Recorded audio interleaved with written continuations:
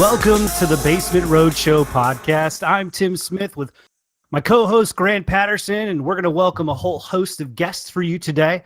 We've got Danno Waddell coming up with Christian Vazquez, and Gordon Kirchner is making an appearance on the Basement Roadshow podcast as well. Gentlemen, welcome. I hope everybody's having a good evening. April showers bring May flowers. What's on everybody's mind so far today? I'm not actually allowed to say what's on my mind at this moment in time. It's probably best. I know we're gonna talk a lot about video games today. We're gonna talk movies. The summer movie season is kicking off. Avengers: Infinity War just came out. We've got some television to talk to. Vaz and I might get to some sports. A lot's on the docket. Where do you guys want to kick off with? What do you guys want to talk about? Well, I think the first thing that's kind of on everyone's mind is movies. I'm sure anyone who has anything on the internet or doesn't live in a cave has kind of heard about Infinity War if they haven't seen it already. So let's kind of get started with that. The comic book movie Long Con, Avengers: Infinity War. 10 years of MCU leading to this moment.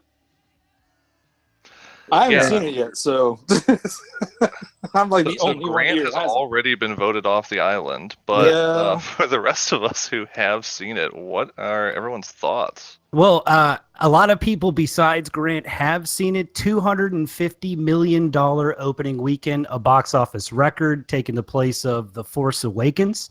So obviously, everyone who can't get out there right now is getting out there to see Infinity War. Everybody's getting pissed off about the spoilers already on the internet since we're only about 3 or 4 days in. Can we spoil Avengers: Infinity War on our own patriarch here, Grant Patterson? I'm not sure we could do that. I don't really give a shit. Like, I've never given a shit about spoilers from the get-go, so you're not really going to bother me if you do spoil it. However, you're probably going to piss off whoever listens to this and hasn't seen it yet if they live under the same rock that I do. So we're going to have to maybe put a massive spoilers tag going forward. If you don't want Infinity War spoiled for you, maybe skip ahead to the next section of this. But I can't skip ahead to the next section, but that sounds like a you problem at this point. Maybe Hey, podcast. man, I'm ready for it. I'm ready for Well, obviously, Avengers: Infinity War is successful on an incredible scale. They're making tons of money. I already saw somebody post in another chat I'm in that one of their coworkers has seen the movie 6 times. That's insane. Wow, that's insane. But without holy shit, like it's been out for what, 4 days? You've already seen it 6 times. Yeah, Jesus Christ. Yeah, that's a lot of popcorn. Considered a problem. Yeah. Absolutely, but it's definitely a popular movie. It's something that a lot of us were waiting for. Without spoiling anything, I could tell you that this is definitely Thanos' movie. It was shot from his viewpoint, and I think if you ask me, the goal was to kind of make you a little bit sympathetic to the villain, like I think Black Panther did a great job with. So I think without spoiling things, that's something that I definitely took away from Infinity War, and it's definitely a shakeup of the MCU for sure. Definitely. I think it was the most comic book movie yet to come out of Marvel. It kind of watched like you were reading all of the tie-ins and like maybe the first 2 issues of like an actual event comic book crossover, which was kind of cool in some ways. What I will say is that if you haven't been super invested in the Marvel Cinematic Universe, you have not been following, especially the latest movies. So things like Black Panther, Thor Ragnarok, Guardians 2, Civil War. A lot of the movie is not going to make a whole lot of sense to you. What were they supposed to do? Reference Iron Man 3? I mean, yeah, I will say at one point there's really no other way they could have done it. But if you're coming into the movie just like as a casual Marvel fan, I think you'll get a lot less out of the movie than you would. I heard Hugh Jackman dies in this one. It's true. That's a point that Hugh Jackman is maybe one of the only top-billed talents that's not part of the Marvel Cinematic Universe at this point. Thanks, Fox and X-Men. Yeah, there's definitely some interesting, there's a lot of interesting people there. We thought we might get a little more of certain characters than we did. And, without, again, I'm trying to be spoiler sensitive here, but a great callback to someone you haven't heard from in the MCU in a very long time. It's Kelsey Grammer. Booyah! What? Oh man, yo, you wrong, dude. It was Alf. Alf made an appearance in Avengers Infinity War, man. He was amazing. He ate Mrs. Othmanic's cat and everything. Yeah, I think going off of what Gordon was saying, the way they kind of split up the multiple storylines that were going on, I thought they did an excellent job doing that without making it feel extremely bloated. But at the same time, because of the amount that they're fitting in this movie, the only character that really gets developed is Thanos. They're counting on you to know the development that they've done in all these previous movies for all these other characters. And I think that's where it shines and outshines the other Marvel movies, in that this is the first time we've had a villain so well developed. Like you said, Killmonger and Black Panther definitely had a good storyline, not nearly as detailed as with Thanos. No, and I think they did a good job with that. When I come out of the movie with my girlfriend, who's a casual Marvel fan, she enjoys the movies with us when we make big deals out of them. But she's not going to sit down by herself and watch a Marvel movie. But when she comes out of there surprised at the fact that she was able to look at Thanos as something other than this big brute who's coming after her favorite, handsome Chris Evans, then if she's able to come out of the movie like that, it made her think. I mean, I think they did a great job with that, and so it's something that, like I said, it's definitely Thanos's movie, and it's everybody else that plays their role, and it definitely did feel like a true comic book effort with the jumping, and it was almost like jumping from panel to panel with how many existing storylines were happening at the same time. So it was a great movie. Again, trying to avoid the spoilers, but I think it was one hell of a kickoff to a bloated summer movie season. I was about to say, from what I hear, they put a shitload of trailers right before that movie. Oh yeah, absolutely. I definitely saw. The Venom trailer was out again. I got to see that on the big screen. I'm so scared of that movie. I'm just scared of Venom. Not like, ooh, it's scary. Like, nah, I hope they don't fuck this up. I think it has equal parts potential, like every other Sony comic book movie, to either be really good and kind of genre defining, like Spider-Man 1 was, or really The Amazing Spider-Man. That was also a good one. The Sony's first one. Made some good content, but they also made Spider-Man 3. Oh god, Spider-Man 3. Topher Grace is Venom, everybody. Yeah, I'll also say, and maybe I'm the weird one here, but I think Spider-Man 1 was honestly a crappy movie. And I know that I will get, beat up for saying that, but, go back and watch it. Either it hasn't aged well or it never was good. I'd go for never aged well. Spider-Man 1 at its time was really, different for a comic book movie. Yeah, Spider-Man 1 was like a huge breath of fresh air when it came out, but now it seems positively antiquated. Now we've got this whole interconnected cinematic universe of comic book movies. Yeah. I'll give it that. At the same time, I think maybe it was hyped up to me too much, because I didn't see. That's one of the few movies I didn't get to see on opening night because I was working. Granted, I was also a senior in high school at the time, but I just remember being like, yeah, no, this is not as good as people were saying it was. But I'll be honest, I felt that way about Spider-Man Homecoming. I know I'm going to get lambasted for that, which is fine. But I did not. I actually thought Spider-Man Homecoming was the weakest. Between Amazing Spider-Man 1 and Spider-Man 1, I thought Homecoming was the weakest. It felt... Oh, you don't like Michael Keaton playing another Birdman? I love Michael. Michael Keaton's the best part of that movie, and I thought Michael Keaton was pretty good. I'm not going to be upset about Michael Keaton, and it does show me. So between Killmonger, Michael Keaton's Vulture, and Thanos, it definitely shows me that Marvel is taking a really thoughtful effort towards their villains. Like, they've heard the complaints. Everyone's seen the Pro ZD video where he makes fun of Marvel villains basically just being the hero but evil. and it definitely seems like they put some thought into it. I really liked Michael Keaton's Vulture. The rest of Spider-Man Homecoming felt like I was watching an 80s high school movie, and it felt like a lot of forced, kind of cringy high school sitcom humor that I wasn't a huge fan of. Not a John Hughes guy, I'm guessing. Not a John Hughes guy. I was never a big fan of the archetypical 80s movie, to be honest. Yeah, it's loosely based on Ferris Bueller's Day Off. So, it's funny because I live in the Chicagoland area, for those who didn't know, and I work in Chicago, and one of our conference rooms is actually named after Ferris Bueller, and has like a bunch of movie quotes and stuff on the walls, which is pretty cool. I The love that Abe movie. Froman Memorial Conference Room? No, we just call it Ferris Bueller.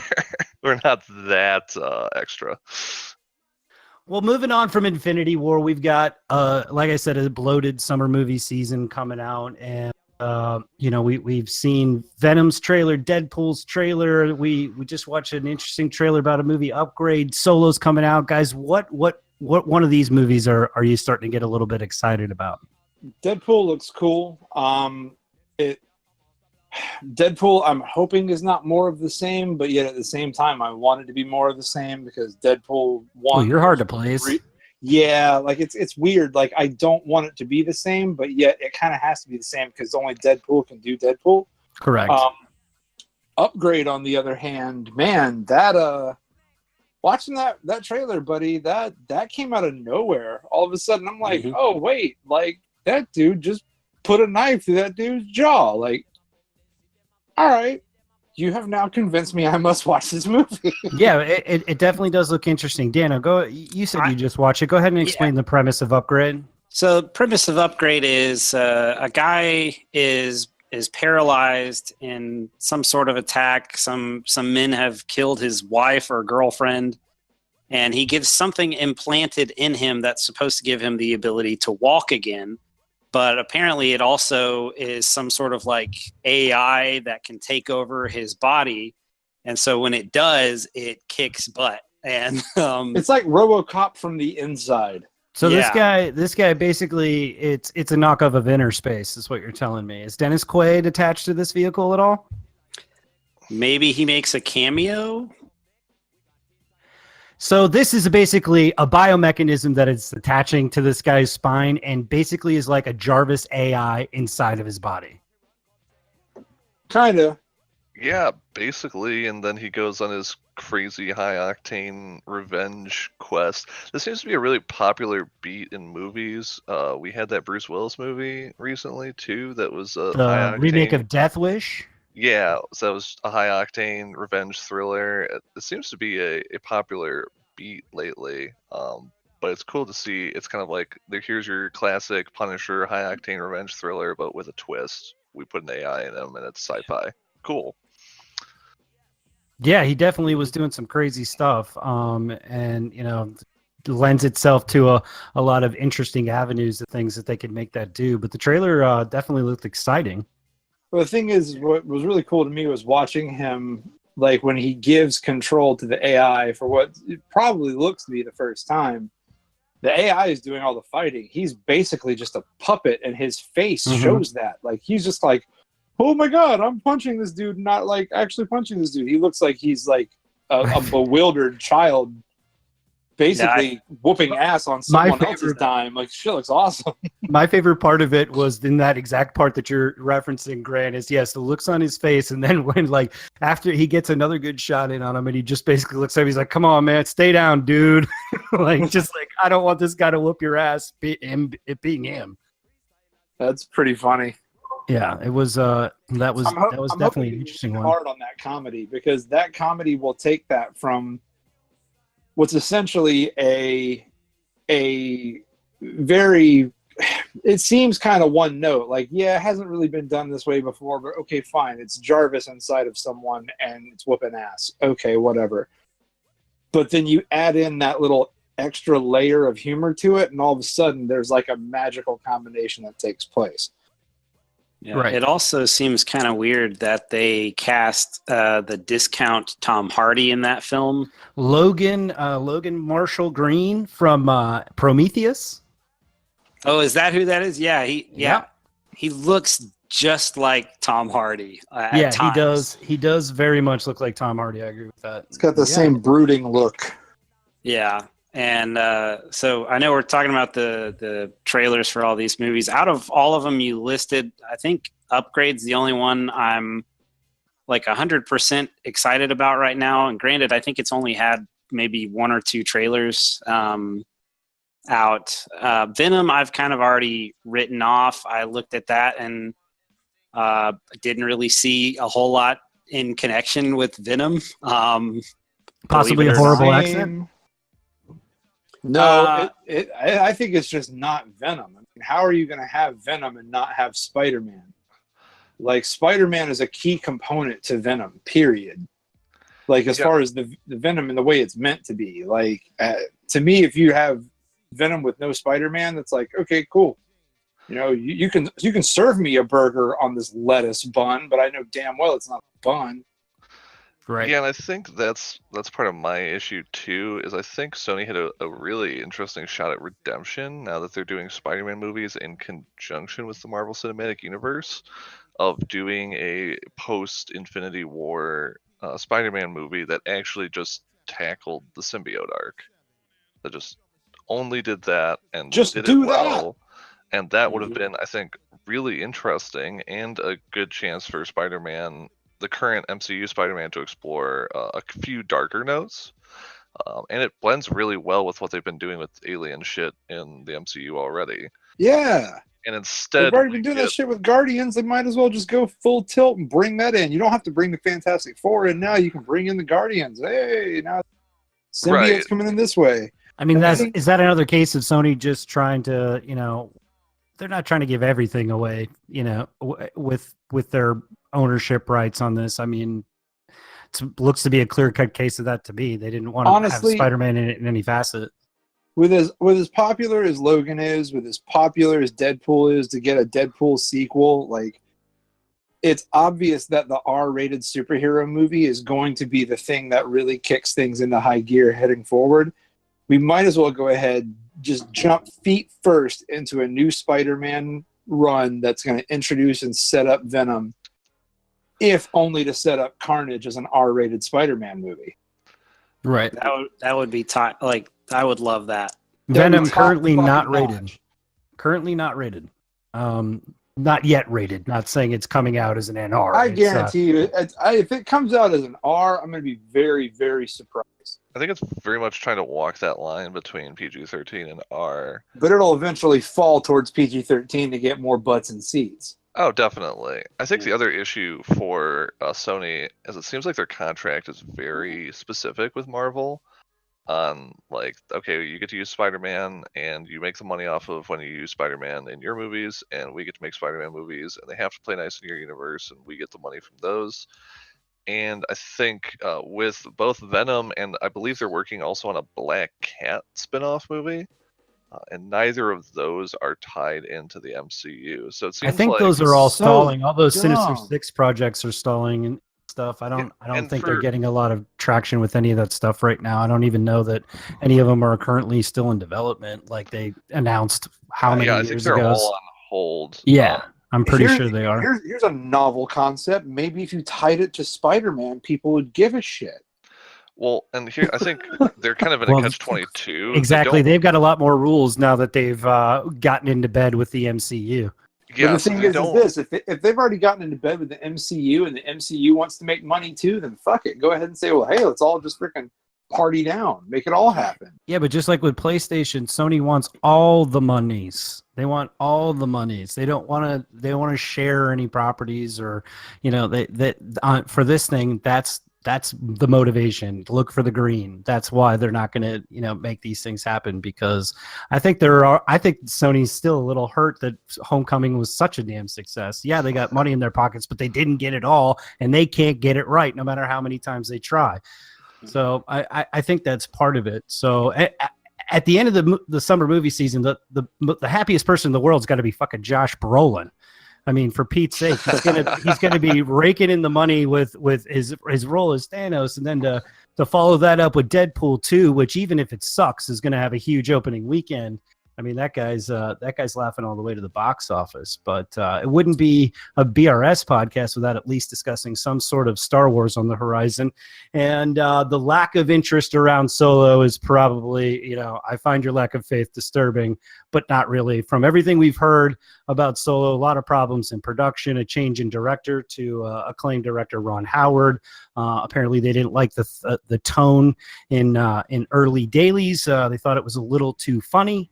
So they decided to get a little more serious and, just some acting lessons for the guy who's supposed to play the most charismatic man in the galaxy, Han Solo. Why they did not go with Ansel Elgort, I will never, ever know. Honestly, Like I that- think they should have just CG'd Harrison Ford. I don't even like that CG technique, Here's the but thing. only Harrison Google- Ford is Harrison Ford.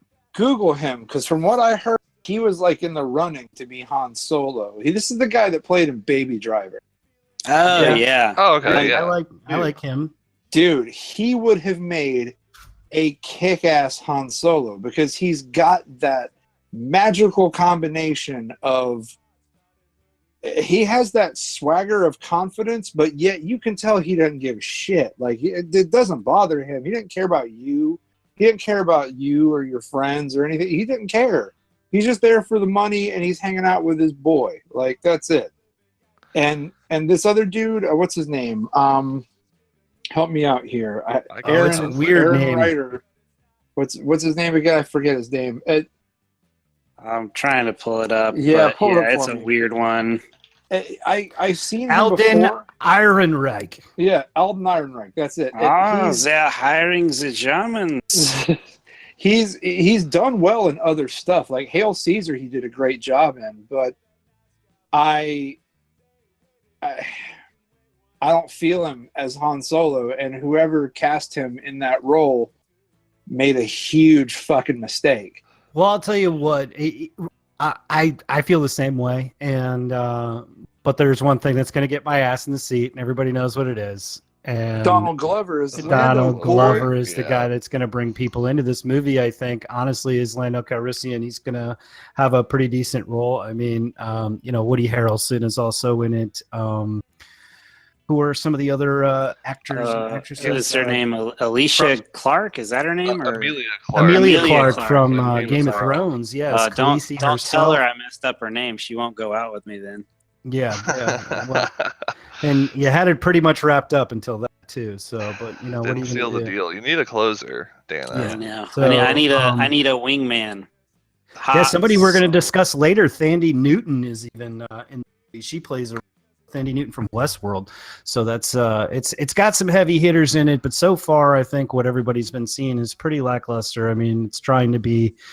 It's just so hard, Harrison Ford. Like, what do you do with a property like that? I don't know. Yeah, They should I have mean, just made a Lando movie with Donald Glover. I mean, honestly, that's what everybody wants. Yeah, I mean, my whole Should've thing is done I'm that. really going to see this movie because of the supporting cast. Like, Ain't that a if, bitch? if the supporting cast is as good as I think they are, and I think all these casting choices are really, really good if you look at everyone who's underneath Alden Ehrenreich's Paul name. Bettany is the Paul Bettany's in this. John Yeah. Favreau's in this. There's I was a lot. happy. It's yeah. It's quite the supporting cast, but yet everyone is still pretty much underwhelmed. But we're not mentioning old Chewbacca. He's in it as well. We find out his it's new age. Chewbacca. It's new Chewbacca. They got a new actor in the suit ever since The Last Jedi. Well, Peter Mayhew. Well, I mean, those guys don't live forever. So he was an older gent when he got into the role. But I think it's going to be an interesting Star Wars movie when the first one, the first breakout of the Luke Skywalker trilogy or story, the standalone Rogue One is considered by many to be possibly the best Star Wars film. I really liked Rogue One. I really liked the direction it took. It was refreshing to see a movie that only had half a Jedi in it. I say half a Jedi because that's basically what the blind guy was. Was it the real. top half or the lower half? It was definitely the That's lower an half. important because he was question. Blind, so I'm gonna go with the lower half there. Yeah, that's probably a good he call. was blind and had no lightsaber, so just some Force shenanigans. But I thought Rogue One was great. I definitely think there's a lot of potential for the, whatever they want to call it, the Star Wars story brand on that side of things. But it's certainly not. I think a lot of people want it to be like Disney's take at like an extended universe type thing, and a chance to tell some more dark stories or things that might appeal to older fans. And I'm not sure people are going to get that out of that brand ultimately. Yeah, I think with Rogue One, the original plan was not for it to have such a, I don't know if you could call the ending dark in that, like, all of the main characters, spoiler alert for Rogue One, get the axe. But in the end, I mean, the movie is still pretty lighthearted, ends on a hopeful note. But I think a new hopeful note, one might say. What? But Yeah, I think the original intent, though, was not to do that. And then when they showed it to focus groups, it bombed, because I think what people want to see, and I think, they've learned this with the Marvel Universe and with Infinity War, what people want to see is not some happy-go-lucky story. We want to see something that is, yes, fantasy, but also has that aspect of real emotion and real pain. And we definitely didn't get it in The Last Jedi.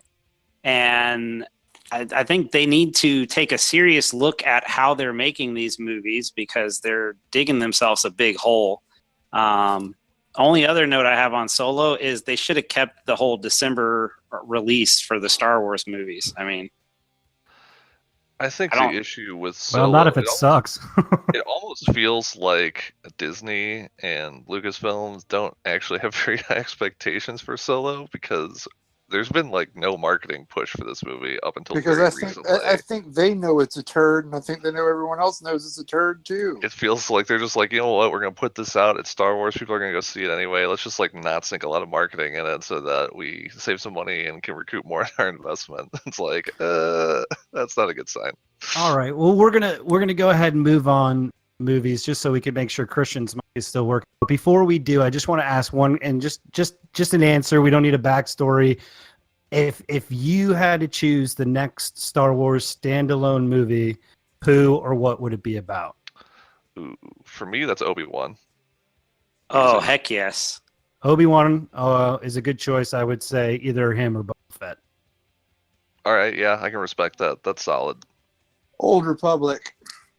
Old Republic. Ooh. I think we might be getting that with Ryan Johnson's other trilogy. You know what? If Ryan Johnson puts his hands on the fucking Old Republic, I'm gonna call the fucking cops. Well, Seriously, Disney should if they gave him this other trilogy, they should take it away, honestly. I mean, yeah, a lot of people went to see The Last Jedi, but it's also one of the most divisive films in film history. yeah. And that's not a good thing. That's not a good thing. And the thing is he needs to stay the fuck away from the Old Republic. Well, Stay the he's fuck away. He's got 3 movies to make, and we'll see what material he decides to And buy. I hope he doesn't get a chance to make any one of them. And I say that as someone who absolutely loved Looper. Guys, when we're Hopefully- not watching movies, we're playing games. And Christian, are you still there? Christian, are you still there? Yes. Sorry about that. Oh, that's good. That's Still good. here. Sorry, I was in the middle of We something. welcome back up. Yes, We something welcome really back important. up. My bad. So guys, go ahead. What are we doing? What are we doing on the sticks these days? What are we playing? What are we liking? What are we not liking? What Tekken 7 for president, motherfucker. Okay. FGC represent. Yep. Training. Tell us a little bit about your Tekken 7 experience, Grant. You had waited to buy this game, right? I did waited not like this a at year. launch. Dude. I waited damn near a year to buy the game. I played Tekken 7 as a preview build at CEO 2015, I think it was. Yeah, it didn't really impress me. I didn't really like the feel of it. I was kind of I don't really dig this. And then so I was gonna hold out on it, and I never really bought it because I'll play damn near any fighting game that comes my way. And then on a whim, I saw it was on sale on PC, so I'm like, all right, fuck it, I'm gonna give it a shot because I had money left over from when I returned Near Automata, which I'm sure is something they'll fucking crucify me for one day, whatever I stand by my story. Yeah, so I ended up playing that, and as someone who has played Tekken games since Tekken 1 in the arcade, like, I remember the first time I ever saw a Tekken machine. So that, I'm getting echo from somewhere. So the first time I ever, fuck it, I just completely lost the fucking train of thought there. Anyway, I picked up Tekken thinking like, all right, cool, I'm gonna have fun with it, do whatever, and what I did not expect to get was the most fun I've had playing a Tekken game since like Tekken 3 or Tekken Tag. Like, it's that good. It's fun. It plays right. It feels right. It makes me want to get better at the game. Like, every loss I take is inspiration to like learn. And that is a great feeling. I never feel like I get taken in by any bullshit except like the boss mode characters. Like, that I get. You get cheaped out like there's no tomorrow on that shit. But like fighting regular characters, or especially like regular people playing regular characters, if you fuck up, that's on you. Grant, how do you typically play a game like Tekken 7? Like, you personally, are you a guy who takes right to the online arena to try to face other fighters, or do you spend a lot of time in the lab? Does Tekken 7 have some sort of story-driven campaign that you've enjoyed? I played through the story mode. Like, story mode's just there. Like, I mean, if you're playing a fighting game for the story, I mean, you're free to do so, but I feel you're doing it for all the wrong reasons. I like to know Shang Tsung's motivations. Thank you. Okay, carry on. I'm more of a mechanics over everything. Like, in every video game, that's how I roll. So if it plays right, it's good. And I jump into arcade modes. I jump into practice modes. I try to figure out how things work. Then I tend to play some friends, kind of get an idea for how online timing works in more of a safe environment. And then I start venturing out, facing people I have no idea who the hell they are. Kumate. Pretty much. And it's some real shit out there too. Like, so Grant, would you say the private lobbies are kind of your safe space before you venture out online? Private lobbies, I wouldn't necessarily say are safe spaces, depending on how strong your friends are. That's true. Because if you roll up on somebody who's got experience in the game, they'll probably hand you your ass and expect you to learn through osmosis. But they will teach you. They'll probably be more apt to teach you something versus where, like, you fight a ranked match. They're there and then they're gone, and when they're gone, you don't really get to ask them, hey, how'd you do that shit, without like trying to track them down and be like Mr. fucking nosy. So I don't know. I'm not too hung up on ranked placement in a fighting game. Like, I think if you're going to be talking about how good you are and how much you've learned and how well you can apply it, like, tournament scenarios are really where you measure real skill. There's too many X factors, especially with lag and funky shit that can happen because of timing. Right. So I usually play online with friends. I don't really go venture out and play too much ranked. I play enough just to kind of like get a feel for people who want to play seriously. But either way, it's fun, and I definitely go recommend you buy it. If you've ever liked the Tekken game, like, it is so solid, and the DLC is super cool. Like, the what is it? They had Akuma in the game. They've got Geese Howard from free DLC. Fatal Fury. Or obviously, fighting games are probably all paid for. Fighting games is paid DLC. Yeah. You either pick it up per character or you buy the season pass. The last character they released was Noctis from Final Fantasy 15. So it's kind of cool. Like, a lot of crossover in those fighters these days. A lot of interesting skins ending up and fighters ending up in interesting places. I like that about a lot of the games. Christian, what are you playing right now, man?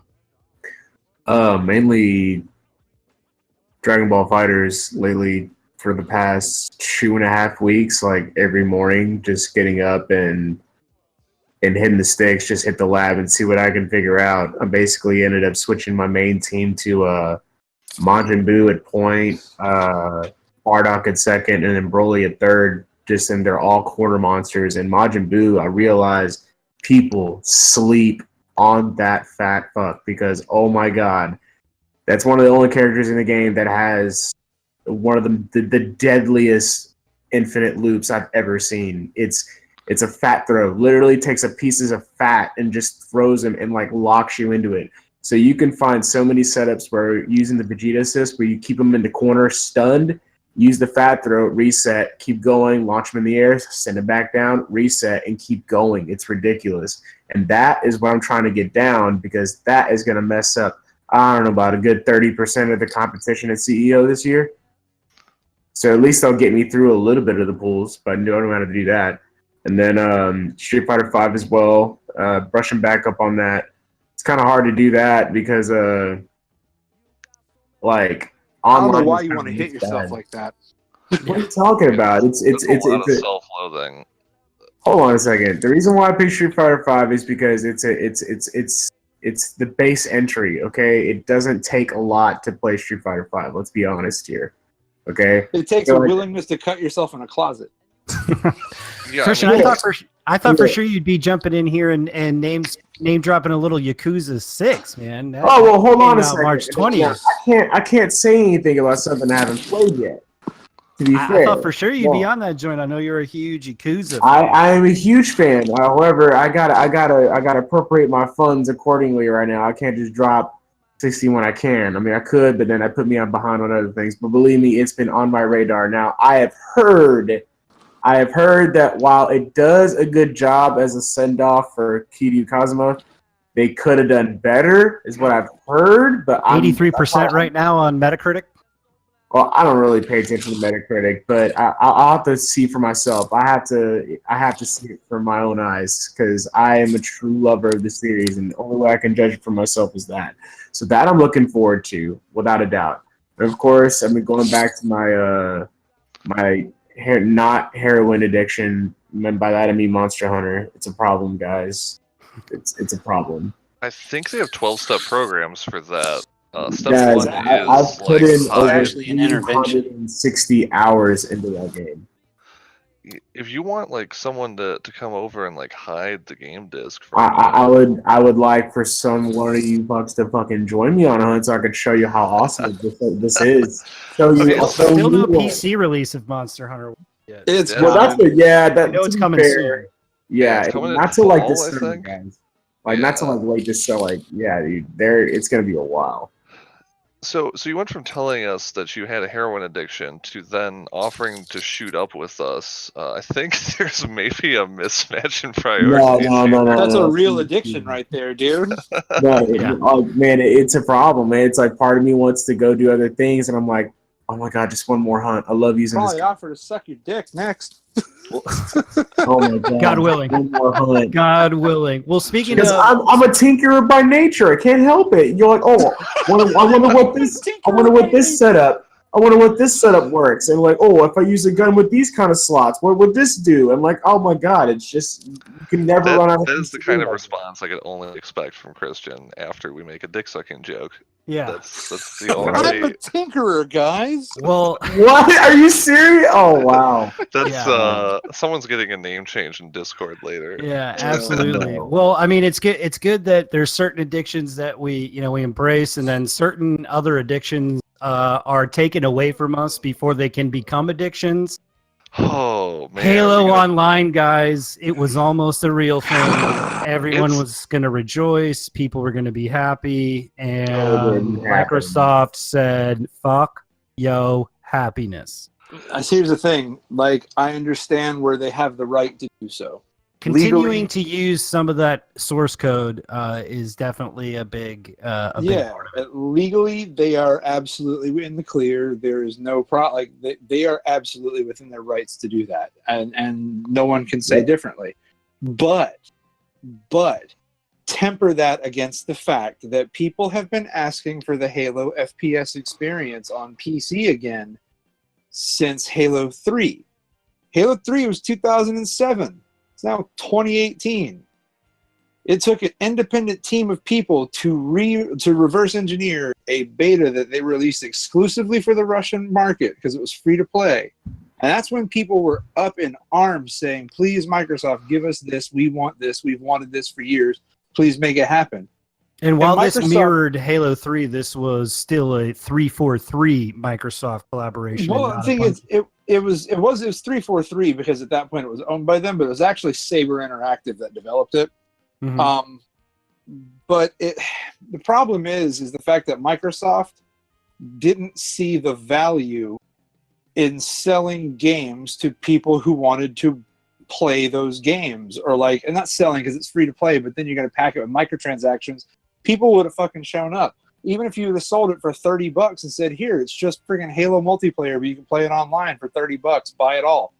People have freaking come up in droves. They'd have been all about that shit. It's obvious. Even right now, people are fucking playing Halo Online still because they haven't shut it down. They just made people you can't distribute the actual files anymore. Right. Like they can't develop it anymore. So it's like the standalone package for the mod that included the mod and the base, like the last Halo Online beta client. That's the one that they can't distribute anymore. So they still distribute the mod file. So if you can, if you just are walking down the street and happen upon a USB drive that has the old Halo Online files, you can have at it. And I actually was playing some earlier today before we hopped on here. And the servers are still up. There's still plenty of people playing it. And it's still Halo 3. What gets me is that, honestly, I'd rather play Halo 3 than any currently running Halo multiplayer experience. Like, I don't want to go play Halo 5. I don't know about the rest of you, but... Wait, what are the requirements for this version? This shit runs fucking rutabaga. Yeah, it probably would run on your potato. It would probably run on your potato, Christian. I could, we could see about you, happening upon some files that totally don't violate copyright laws. Yeah, that depends if you know how to read Ural Altaic. Yeah, I know. I might have to. Do you think your computer would accept like a cuneiform translation? I think that might be the best I'll be able to do. Honestly, Wow. you should. Coming up next, hieroglyphic talk on I was Basic about to Radio. you shouldn't be trying to like resurrect some fucking elder god just to play some fucking Halo, dude. Look, whatever it takes to get Christian's computer running. Once you do a quick sacrifice to Raw, you can just go ahead and push this thing right up. This thing needs to run that shuts Grant up is Fightcade, and as long as I have that, he can't say anything. Oh, bitch, please come at me with your freaking Neo Turf Masters. You still gonna lose. Okay, we'll go at it again. Look, I lasted longer. But you're still gonna lose. All right, since we can't play Halo 3 the way we want to play Halo 3, what are we looking for that's coming soon that anybody might want to play? Is there anything coming out? Is it going to pull you away from Tekken 7? Well, other than what I'm already doing right now, I took a break from Tekken 7 just as I was diving real deep, so I needed to step back to kind of re-get my bearings and other things in order to kind of come back with a fresh set of eyes. So I've been playing a lot of Metal Gear. Still haven't finished Metal Gear Solid 5. I'm 56% done. But I've put over like 130 something hours into it. Oh wow! Yeah, I've put a lot into Metal Gear. It's a fun game. Fun fact: coming out for free as an Xbox Games for Gold next month.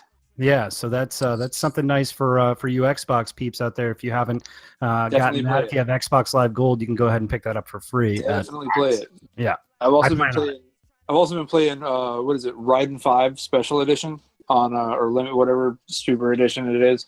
I found a disc of it at a Best Buy when we were buying the washer and dryer. So I'm like, Daddy's walking out with this motherfucker.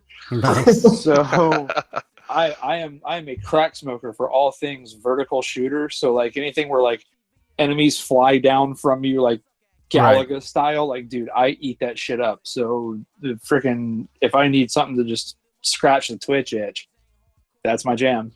Yeah, I've been playing. Everybody around BRS knows that I've jumped into Sea of Thieves, and I won't dive too deep on it. It's a game that I tell everyone, one of the first games that I've enjoyed incredibly that I don't recommend to anyone, which is a weird thing to say about a video game, but I love it. Stay away. I think it's the kind of game that really just depends on your own experience and how you approach it. And I think one of the most fascinating things that I've found about me is, number one, it's the most gorgeous game I've ever played. And I'm lucky enough to be able to play it, in 4K, 60 frames on a really nice monitor. And I find myself just marveling at how pretty it is. And the combination of the sound and the movement of the water and the pirate shanties and just like sailing from a location to location, it is one of the most relaxing games that I've ever played. Like, to be able to just come home and just be like, not no sweaty Halo matches or fight matches or Fortnite matches, but just like, hey, I'm gonna go sail and see if I can't dig up a couple of stupid treasure chests and kill some skeletons. And sometimes you get fucked with. Somebody's out on the horizon and you got to protect your stuff. That can get a little tense, but other than that, man, been one of the most relaxing games that I've ever played. But again, I wouldn't say go plunk $60 down. I definitely say like try to check it out on Game Pass or something like that and get yourself a preview and just see if it's something that's for you. Because if you're looking for an unwindy type of game, like it's definitely a lot of fun. So it's like Wind Waker, but more to the point. I think, or maybe less to the point. Maybe actually, less to the point than Wind Waker. It's really open. What I wanted to ask you though was, how did you? I remember you were talking about in the Discord a couple of days ago about how you were trying to navigate through finding games, like as far as like the community for Sea of Thieves, and it was kind of cumbersome. It definitely is. Some of the people, if you just try to randomly match in, some of the people aren't really wanting anybody else in their crew, and they'll throw you in the brig to try to get you to leave and stuff like that. You could actually vote players into the brig. It's funny. And you're actually locked in a goddamn brig at the bottom of the ship. Are you serious? Yeah, it's true. You get locked out, and but I've been using Discord. It's hit or miss. There's a Discord for Sea of Thieves, and there's tons of voice rooms and stuff like that. And so, I've had some good days matching up with guys, and I've had some bad days. But I think a lot of the multiplayer games are like that. But I mean, it's got matchmaking. It's not like it doesn't have matchmaking. It's not like a pain in the ass like trying to do a Destiny raid or a Destiny Nightfall where there's no in-game matchmaking. Stupid Bungie. Have you thrown anyone in the brig, Tim? I've never. I almost did. One guy, he was definitely being really weird. He was saying a lot of weird shit, and so instead of, this is actually a funny story. So instead of going like super rage troll on him, which I just don't do, I decided to just go like, you could tell he was younger than I was and stuff. So instead, I went full seaboat captain. And I just said, we're not going to get Pirate Legend with that attitude. And I need you to start focusing on the tasks at hand now, okay? Professional. And, Pirate Legend starts with learning how to run the damn sails and stop drinking grog in the bottom deck, because that's another thing you could do. You could drink enough to get drunk and throw up on people and Sea of Thieves. So it's definitely an interesting play, but not something. It's a hell of a grind, man. The streamers who were really grinding to try to hit Pirate Legend, which is 3 levels of 50 and all the ranks. It came out on March 20th, and a bunch of the people like just hit it in the last week. So it takes an incredible amount of investment, which I don't think I'll be seeing for sure. So, but yeah, it's check it out on Game Pass. It's pretty relaxing, and it's, like I said, prettiest water you'll ever see in a game for sure. All right. Well, one of the other fun things that kind of happened this week as talks in the real political world about Russian sanctions ended up affecting one of the more prominent MMO developers out there, Daybreak Games, formerly Sony Online Entertainment, in kind of a sort of interesting way. I don't know if anyone else read the article I linked a few days ago, but it's been some interesting drama on that side of things. Deny is what I'm seeing. Yeah, so what happened was, for those not familiar, Sony Online Entertainment, when they got spun off from Sony into their own company, became Daybreak Games. They're the people behind the original Star Wars Galaxies, behind EverQuest 1 and 2, behind H1Z1 is probably their most recent and well-known game on that side of things. They got acquired by a private equity firm called Columbus Nova. So Columbus Nova is owned by, they've got like a chain of parent companies, and it goes back to companies based in Russia that were recently hit by sanctions. So some of the writers at Massively OP reached out to Daybreak to see how these sanctions were affecting them. And I guess Daybreak's communications team decided that the best thing to do would be to pretend that that never happened. And so they reached back out to Massively and said, hey, like, we've actually never been owned by Columbus Nova. We're owned by this other guy who used to be part Jason of Columbus Epstein? Nova. Yeah, Jason Epstein, who I believe is related to Columbus Nova in some way. But they Columbus claim Nova sounds like a horrible Italian rapper. it does, actually, and I'm going to do a YouTube search later, and I really hope that I find someone named Columbus Nova who makes some really bad music. That would just go along with this perfectly. Hang on, I gotta go record some tracks real quick. Oh, boy. So with this other guy, Epstein, and so they basically then went back, the community went back in time to 2015 when Daybreak Games was created, found all the press releases, all the privacy statements, and everything that referenced Columbus Nova, and said, no, you guys are owned by Columbus Nova. You can't just tell us differently. And so Daybreak's response to that was to try to go back in time and delete all that stuff off of their website, and even go as far as editing the Wikipedia page. This is Trump's America now. The plan is just say that it never happened, even with clear digital evidence.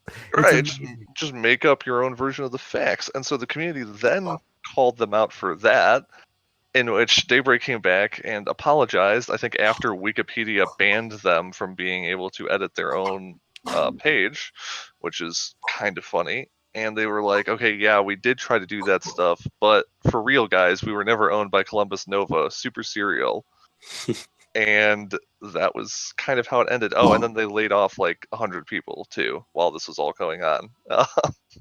So they've just been in the news lately for all of the wrong reasons, and really just a bizarre thing to see a games company get involved with and do. It's like that Spider-Man meme of the two Spider-Mans pointing at each other. Like, it's exactly how this friggin' article reads. It's ridiculous. It's so bad, and it just keeps getting worse. Like, as you read the article, and I encourage you to check it out on Massively's website, as you read the article, you just keep thinking to yourself, like, there's no way this can get any dumber than it already is, and then it does. Right. Well, who's to just a day or so, the trailer for, I saw it referenced as Grand Theft Horse. Red Dead Redemption 2 is dropping a trailer. Rockstar Games' latest offering out in the Wild West.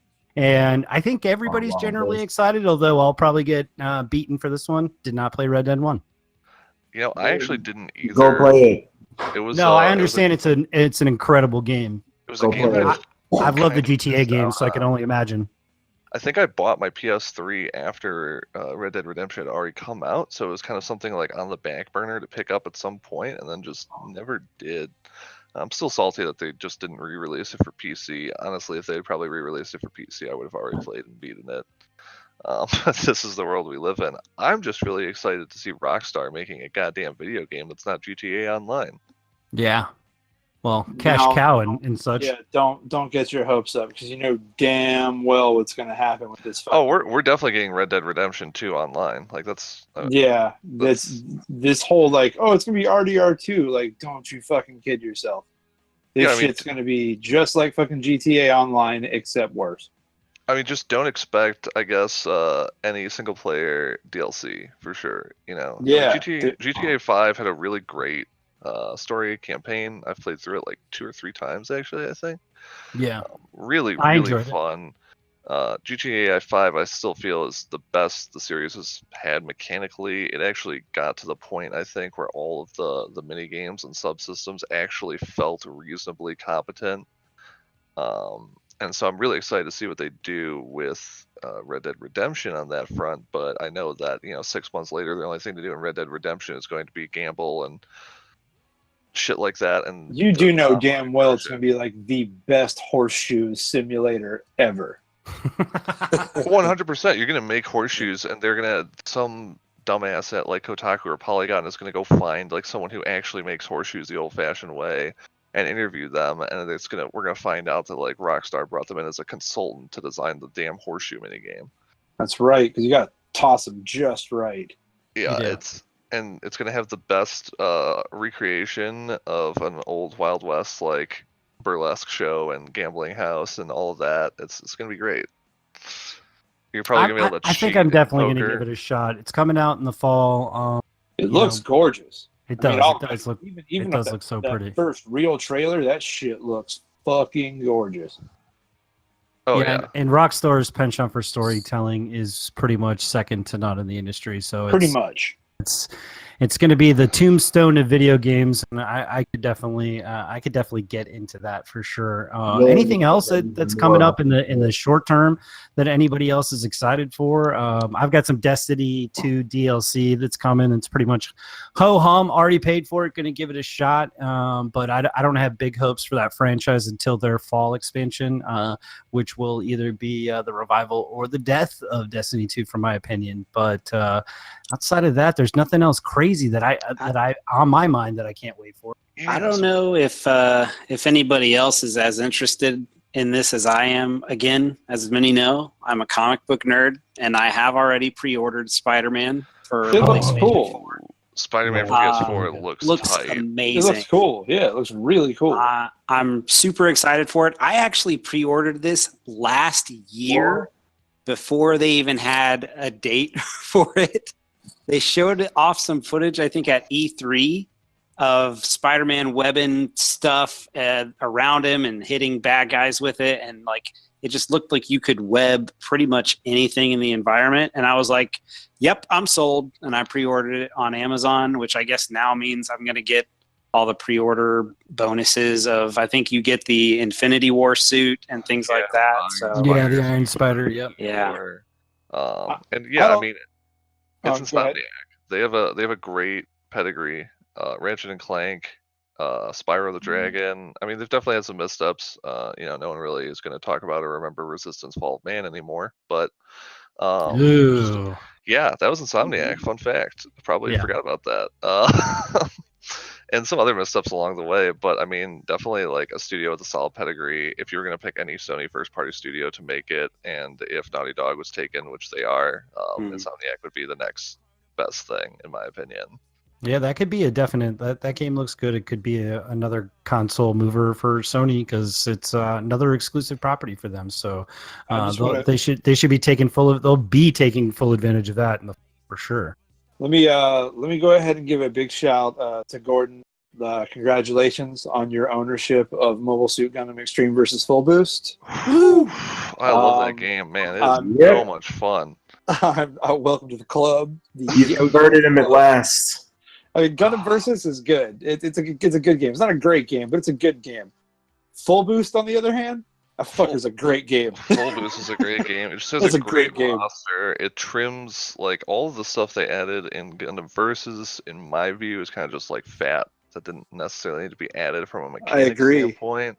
Do we need it this just really guy? gets that essence, and it has that faster combat pace, and there's so many just like nice little quality of life features. But the only thing that Gundam Versus has that I wish was in Full Boost is the ability to just like create a 1v1 lobby, which I really like for just like messing around with a friend and like trying out different suits and stuff like that. And for those who aren't familiar with the Gundam franchise, Grant, explain a little bit about that.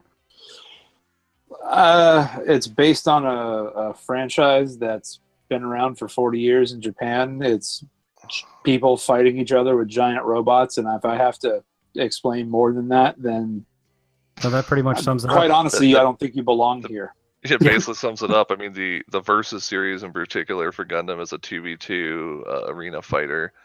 It's probably imagine a game like Naruto Ultimate Ninja Storm or something like that, or Dissidia, but with More a like crazy Virtual amount.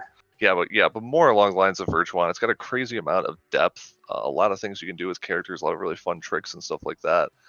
It's definitely a lot of fun. And speaking of, actually, Bandai recently announced Extreme Versus 2 in Japan for arcades, and they're doing the location test this week, so we should be getting some good feedback from there. They've got some really cool suits, and all, for those of you who are into anime fighters and Gundam, start raising your hands up for the Spirit Bomb, because it would be awesome if we could get that game over here. Oh God, if we could get Extreme Versus 2, like actually get like a proper Extreme Versus title localized.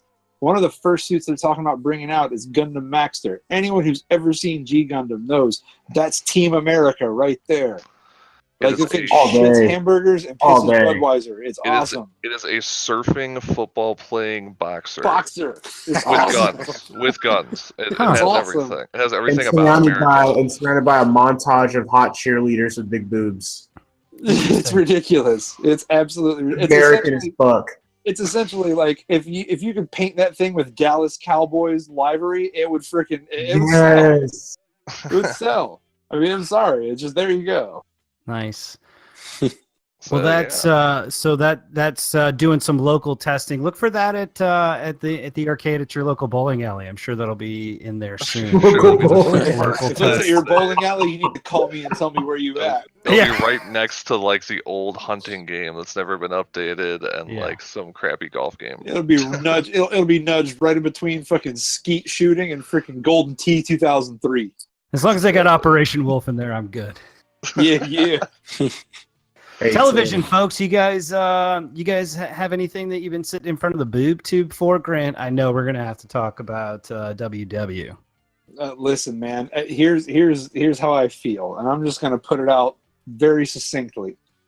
If you have not watched season 1 of Westworld, you have officially fucked up at life. Period. Season 2 is rolling right now. It is good. It's better than good. It's All of y'all Grant's need to get on pop this culture shit. pronouncements come with just a hint of judgment. Oh no! Yep. If you haven't watched Westworld yet, if you haven't found a way to beg, borrow, or steal an HBO Go account and make that happen, that's on you. Yeah. Like, this is the smartest. I'm not gonna say it's the smartest television show I've ever seen, but it's the smartest television show that's on right now. Like it's written impeccably well. The people that are in charge of it, it's Jonathan Nolan and Lisa Joy. They have this very deft hand about setting your expectations and then subverting them just at the right moment to make you question everything you thought you were expecting. And they do this in very, very subtle ways. And it's really, really cool. From how they're setting it up, it's 2 episodes in right now. I'm sure there'll probably be 13 total.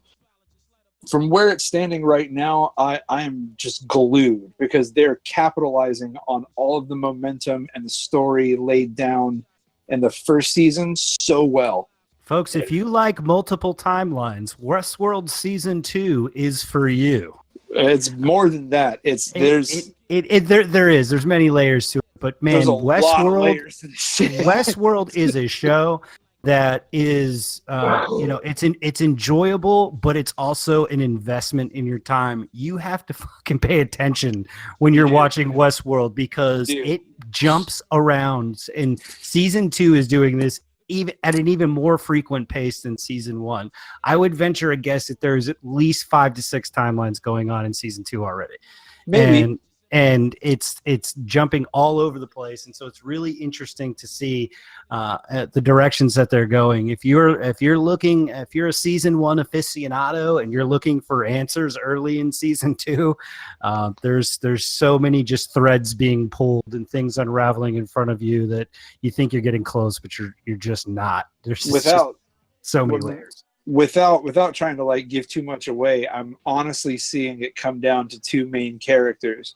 And if you've watched it, you probably know exactly the 2 I'm talking about. They're androids called hosts, but they're not really androids. They're biomechanical, so they're actually closer to real people. But they're also mechanical, and they're kind of like Terminators in a sense. So you've got 2 of them that have started to break away from the programming and the control. One of them turns back at the end of the season to try to find their daughter. That it's not a real person, it's not their real daughter, but yet they have a kinship and a feeling of affection and love for this person, and they're going to turn around to try to find them, even though they were programmed to leave the park and get out. Then the other one broke their programming and is now going on this roaring rampage of revenge against all of the people who have oppressed her, being the human race. So what I think is funny is that you're starting to see these 2 things take shape. One of them, actually both of them, are like the primary overriders of logic in human beings. You have violence and love, and extreme anger to drive you to violence, and extreme love that would turn you around to throw you back into a lion's den just to go save your kid. And I think it's a really beautiful dichotomy that they're setting up, because it's almost like, yeah, you're like these superhuman biomechanical creatures, but yet you are human after all. You are made in your creator's image, so you still have those trappings. And will it be something that traps you, or will it be something that causes you to actually take that step and evolve? And I think that's very, very cool stuff that they're setting up for the second season. If you watch it, you are getting more out of it than what you're putting into it, and that's very rare. Grant's trying to get all analytical about Westworld, but we all know that the only reason he's hanging around for season 2 is the rumor of Shogun World, and that's the only damn reason he. Ain't no rumor. That shit is real. The first time I saw the fucking samurai When you world, saw the samurais in season 1, my yep. god, dude, I literally just like collapsed on the floor. I'm like, this is the greatest fucking thing that's ever been put on television. Yeah, it's definitely a great show. What a budget, and what a wait. I mean, we waited over a year for the ending of season 1 to release of season 2, so it's definitely must see TV for sure. Is there anything else? Yeah, anyone else watching? Atlanta. I've been watching Atlanta at work, and I basically get paid to watch it, and it is season 2 has been fucking rock solid. And I'm the aforementioned Donald Glover. Yes, and I'm gonna tell you something. If you're not watching Atlanta, there's something wrong with you. You are not in touch with pop culture. Yeah, you can watch the smart stuff in Westworld too, but guess what? Donald Glover is just as smart, if not smarter. His stuff is amazing. Christian going to the Grant School of Recommendations. A bit of browbeating, a little bit of No, we're really judgmental here. So watch the shit we recommend or be judged. That's it. Look at it this way. Like season 1, it basically revolves around the story of Ern and like Donald Glover's character basically, and you get all these other supporting characters, like how a usual show is set up. But the second season, instead of following on the same shit, he breaks it apart. Like from the get-go, something happens in the very beginning of season 2 that from the moment you realize how the rest of the season is going to go. And the rest of the season focuses on the other characters' shit, but it's like their everyday lives. It's a slice of life, but it's not, because it's telling an overarching story that Donald Glover just hits you over the head with a punchline that hits you like a gut. Like this past week, the latest episode, if you've been keeping up, oh my God, shit just got serious. Atlanta, it's like Seinfeld for cool people. I mean, I thought it was the Real Housewives of Atlanta. No, bro, it is really clever. Like, the whole should. Like there was an episode where they were at like this press conference, and Donald Glover's guy that he represents, Paperboy, they're there, but there's this other guy, and Justin Bieber's there at this concert. But the thing is, in the episode, Justin Bieber is depicted as a young black kid, and he's doing all the same exact shit that Justin Bieber did when he was wild and crazy. But instead of everyone judging him for it, everyone's praising him for it. Do you see the dichotomy there? Whoa. That's pretty smart. That's pretty smart. smart. Yeah, it's clever, and I'm like, wow. He actually went that far, but they never hit you over the head with the joke. It's just there, and it's up to you to figure it out. Like, right. All right, but I'm going to stop right there before I won't shut up about it. I watched the majority of season 1. I think I have just the finale to watch, and I enjoy almost anything Donald Glover is in for sure. Danno, what are you watching? Dan, you watching anything? Well, I watch a bunch of stupid shows that nobody else watches. One of those being Agents of S.H.I.E.L.D. I watched the first 2 seasons, and then I got out. Yeah. Most people have forgotten that show exists, and unfortunately, I'm not one of those people. But I did want to highlight the show because they've been doing some interesting things this season, which I'm reading may end up being their last season, which probably is a good thing. This is season 5 for them. I feel like season 5 is right around where even the most, even well-written shows, once they reach that point, it's like if they go to season 6, something happens and it's a real big stretch. But according to Community, you need a movie. Okay, well, yeah, I mean maybe that's happening with Captain Marvel because Clark, what's his name, Coulson, the guy who plays Coulson, is going to be in Captain Marvel. So maybe that's just the Agents of S.H.I.E.L.D. movie. I hope not, though. That would be really bad for Captain Marvel. But that would be a bad film. They've been touching on these interesting concepts of time travel, and so essentially at the very beginning of the season, you find out everyone has been essentially like teleported to the future, and they find out that something's happened that creates this like world-shattering event, as in the world is actually literally shattered. And then they go back to the past, and there's all these concepts of, can we change time? What happens to us if we do? And like, if we know that we make it this far, does that mean we're essentially like invincible? Or it's like, it gets into these concepts of, is time fluid or is time more like concrete and it can't be changed, and whatever's going to happen is whatever happens. So I think there's 2 episodes left in this season maybe, but it's definitely been an interesting ride. I will completely agree that a lot of the show early on is crap, but last season was Ghost Rider, right? Ronnie Reyes? Yes, and I will say all of it that had Ghost Rider in it, I think was the best part of that season. Mm-hmm. They got into some weird sort of virtual reality side of things where it's like they created a virtual world that Hydra was in charge of and things like that. That got a little weird, but anything with Ghost Rider in that season, I think they did an absolutely fantastic job bringing that version of the character to the small screen, and not having Nicolas Cage involved, which, I mean, that's just, I think they get bonus points just for that at times. Have you even seen National Treasure? Stop it. I've seen both National Treasure movies. You're a masochist.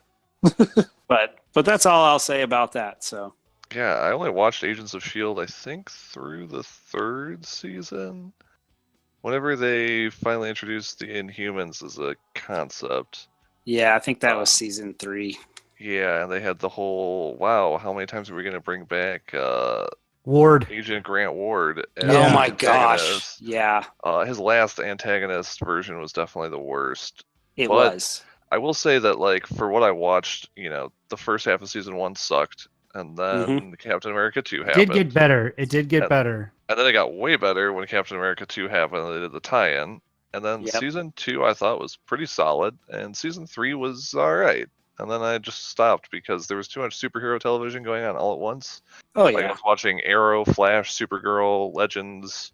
Like, I've pulled out of them all. I've had to pull out of them all. Yeah, and I just had to pull out of all of them. It came to a point where I realized that I was just watching a whole bunch of mediocre television because it was comic book themed instead of going and watching actually good stuff. So I know that feeling all too well.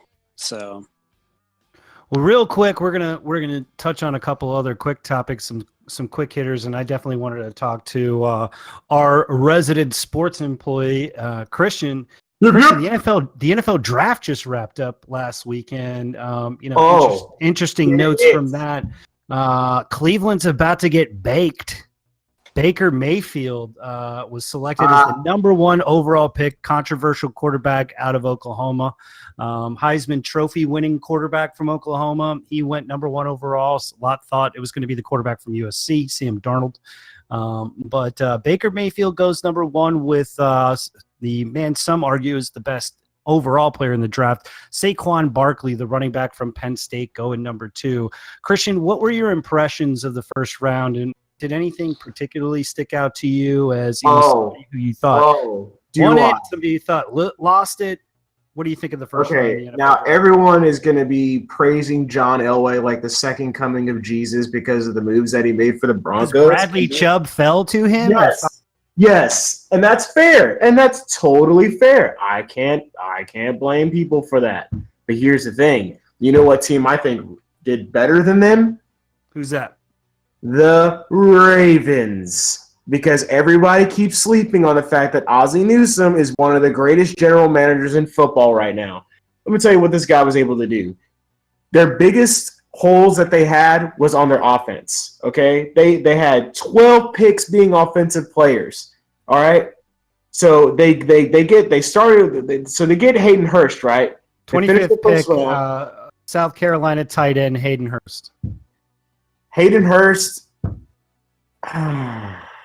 I want to see some more out of him because, Ravens have always been synonymous with defense from the get-go. It's kind of what their legacy is. So, but I feel like they would give him a really great pressure on the outside, to be honest. But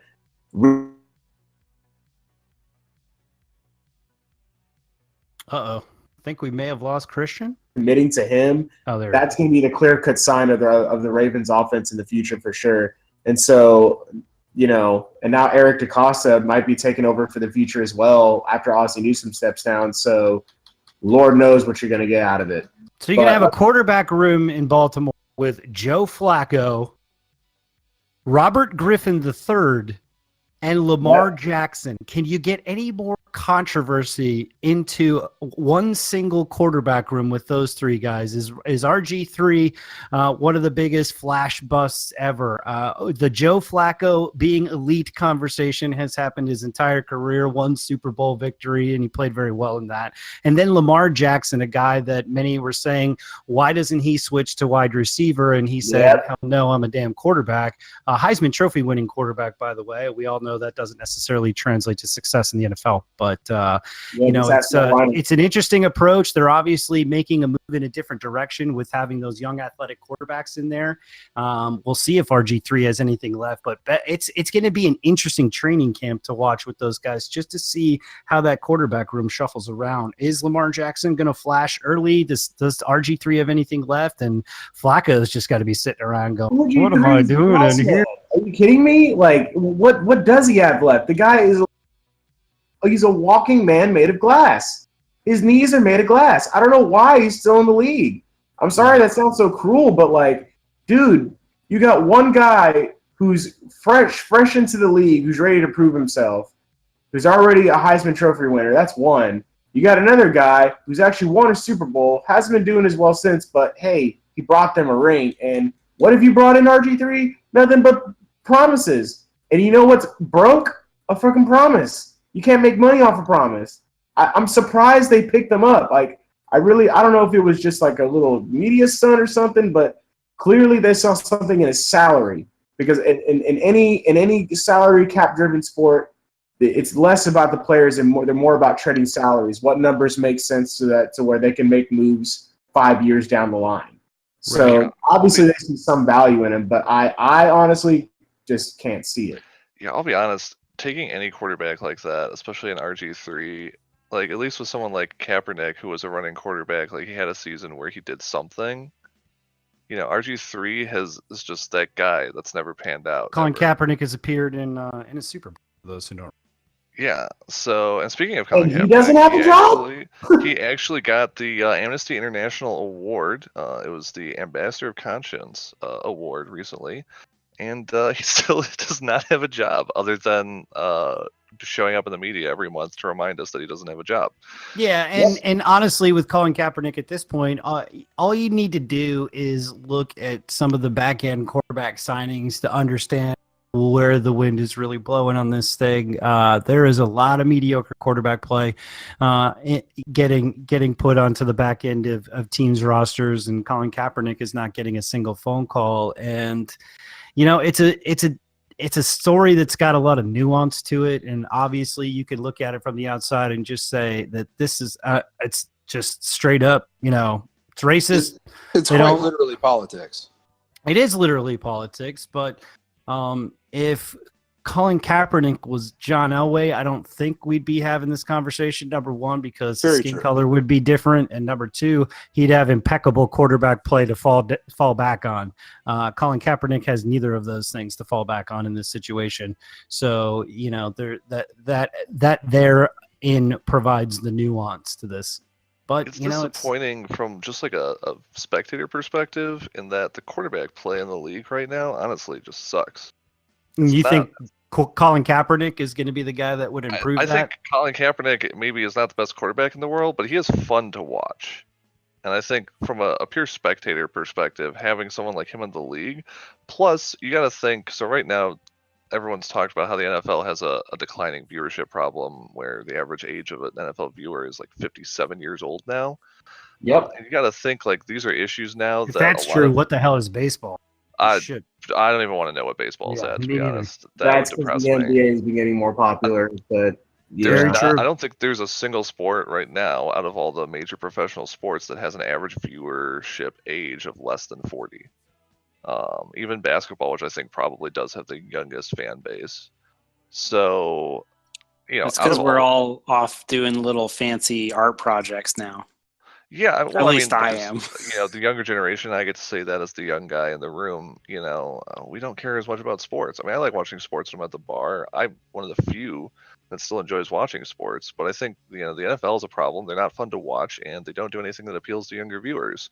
Well, Colin Kaepernick, as a player and also as a person off the field, has got to be the one person in the NFL right now that really, really appeals to younger viewers.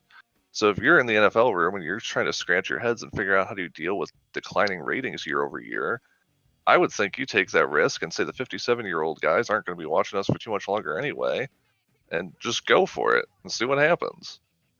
Yeah, I think that obviously the other edge of that argument is that the last thing you want to do is alienate the 57-year-old viewers with all the disposable income that buying NFL products and going to NFL games, and you don't think that the owners are incredibly attuned to that and is a huge reason why Colin Kaepernick is where he is in the first place, then you're definitely being naive about that. This is money driven, and the money is where the money isn't in the younger viewers, and because the sport, none of the sports are growing right now. Viewership is growing slightly for basketball, but the younger generation is not as interested in live sporting events. It's not appointment viewing for them like it was for my generation, Vaz's generation. It's just not becoming that for the millennials and younger. It's not appointment viewing. They like things on their schedule, sitting down all day on a Sunday from 1 o'clock to 7 o'clock, where some like myself think that's the greatest goddamn thing in the world, and it's a gift. Other people they're just not into it. I could check the scores later and catch some badass highlights on my phone, and that's all I really need. And yeah, it's a much more passive connection to sports in general than I think it used to be. And the guys who have the money right now, that's the last thing they're going to do is try to alienate those guys. So until that happens, are we just going to ignore the fact that every time, like during the first round, every time Goodell came up on stage, even with all those Hall of Fame greats, he got booed every time? It's like they thought that like bringing those guys up, like, I'm going to bring Jim Brown onto stage, there's no way they're going to boo me. They were booing. They were showering him with so many boos you could walk out wet in him. Like, it was... Well, he was in Dallas. Dallas has been in litigation, the NFL, over Ezekiel. Jerry Jones tried to put a court stop on Roger Goodell's contract extension. So, I mean, yeah, as far as being a receptive audience, Roger Goodell is not going to get a much worse reception than anywhere other. The funny thing to me about Roger Goodell is, one, he basically like fumbled his way into this role, and two, the NFL's toast. If it's ever become more clear than now, the long-term health of the NFL is in serious, serious jeopardy. Not just because of declining viewership ratings, but this whole CTE thing is having some serious ripples, I think, across the entire football community, all the way down to the Pee Wee leagues. When you've got multiple high-level former players, coaches, all saying like, hell no, I'm not going to let my kid play football. Are you kidding me? All it takes is one mom to see one of these guys at the age of 52, and that's it. Little Johnny is not ever going to wear a goddamn football. Yeah, so I think the less talent you get, and I think it'll take years, obviously, for this to happen, but the less talent you get in the Pee Wee leagues, the less talent you get at high school, the less talent you get at college, and the less talent you see at professional. And you'll just constantly see a degradation in the talent at the NFL level to the point where people continue to stop watching because it just sucks to watch. I mean, we talked about it already with quarterbacks. Like, how many quarterbacks in the league right now are really, truly fun to watch on a consistent basis? Well, one of the most exciting plays in football is definitely being legislated out. The kickoff is seeing some real changes in college football, and I expect the kickoff to be out of college and professional football within the next 2 to 3 seasons. I think they will remove it completely. Start on the 25-yard line and be done with it. Because I believe college is now instituting a fair catch rule on a kickoff that if you fair catch it anywhere within the 25-yard line, I think, and get it on the 25, that is insane. It's just that's insane. You don't get it where you caught it. You get it on the 25-yard line. I feel bad for players like Devin Hester, who made like a strong career statement out of just being a badass returner. Yeah, Tamarick Vanover, guys like that had incredible one-note careers as special teams players. Steve Tasker. I mean, those guys, you're just not going to hear about those guys. Like, we're really putting special teams. Special teams is also a way to make the squad, man. That's another huge thing that people don't talk about is that, if you eliminate special teams, almost completely, then, that's how a lot of guys make the team. So it's interesting. It's less of an opportunity for these guys to showcase some of their athletic talents. It's definitely not a good arc for the game. I'll agree. It's a game I love, but there's definitely a lot of complications in the NFL's handling of the CTE lawsuits and such. That left a bad taste in a lot of people's mouths as well. Yeah, definitely. Yeah, a reminder that Devin Hester went to the U. Yeah, he did in fact go to the U. And fucking right, he went to the U. He got to retire as a Bear. Last I heard from him, he did say that he sees his Hall of Fame chances are good, which I think in Devin Hester's mind, it's not about the injuries. He's the whole reason they changed the kickoff rules because people were tired of seeing him return touchdowns. So yeah, I gotta love that kind of confidence. Absolutely. Well, have y'all kept up with the NBA, by the way, Tim? I've seen bits and pieces. I myself, I usually don't get into it until the conference final. I like to pay attention once we get down. Oh my God! I have been paying an incredible opening in the playoffs. Are you kidding me? I've seen LeBron James just taking a team on his back, still barely winning. They're still barely winning, but even when LeBron scores 45, the Cavs can only win by 3. Against the Pacers, I've seen some of that stuff. He fought. He's amazing. He's LeBron. Like, well, what else can you say? He does what he does. Like, you can never count that man out. I mean, are we going to see something different this year, Christian? It's probably going to be Houston. This year. What it takes to take on an injured Golden State team. Now, hold on a second. No. Let me just rewind all that. Let me just go ahead and say this now. There is a legitimate chance, and I've been saying this for months, but now it's certain. There is a legitimate chance that you could see the 76ers in the Eastern Conference Finals. Wow. Trust the process. Not even just Joel Embiid. It's like, bro, ever since I saw Meek Mills go over and ring that bell, oh my God, this shit's going to be different. Ben Simmons, possible rookie of the year. Yes. Even though he's technically his second season, but injured his entire first season. So he's looking to be rookie of the year. Joel Embiid has become one of the most popular men in Philadelphia, outside of all the Eagles players, of course. But he's become quite the pop culture star in Philadelphia, and that team is it's a young, fun team, and that name LeBron James gets thrown around and tied to those 76ers a lot too. Is LeBron trusting the process, Christian? Do you think we might see him make a hop, skip, and a jump to the former nation's capital? LeBron's going to make changes. Let me tell you one thing. Let me tell you something that LeBron is an absolute master at doing when it comes to other teams in the NBA. He's good at disarming and disabling. He's a chess master. He knows how to make moves to where teams won't know how to handle him. He'll do subtweets to get in players' heads. This guy always makes moves. But more than that, to answer your earlier question, yes, I do believe that the Rockets have a legitimate shot at taken down the Warriors, mainly because the Rockets are a completely different team than they were last year. For starters, they actually play defense. Let me repeat that. They actually play defense. They don't just shoot threes. They can play the D, which is one of the biggest problems that they couldn't do last year. There were a team that could shoot threes and threes and threes and threes all day, but when it came down to protecting the paint and on the inside and the baseline, like, they couldn't do shit. Last year, James Harden was practically invincible in the playoffs. He didn't do a damn thing. He basically gave up. And I think having Chris Paul and having Clint Capella and Trevor Ariza stepping back up once again, like last year, it's going to help. And having Chris Paul, who's an excellent ball distributor at point guard, he's one of the best in the game. He's one of the most annoying people to guard against next to James Harden. Like, I really think they have a legitimate shot. That being said, you can never – Warriors are a great team.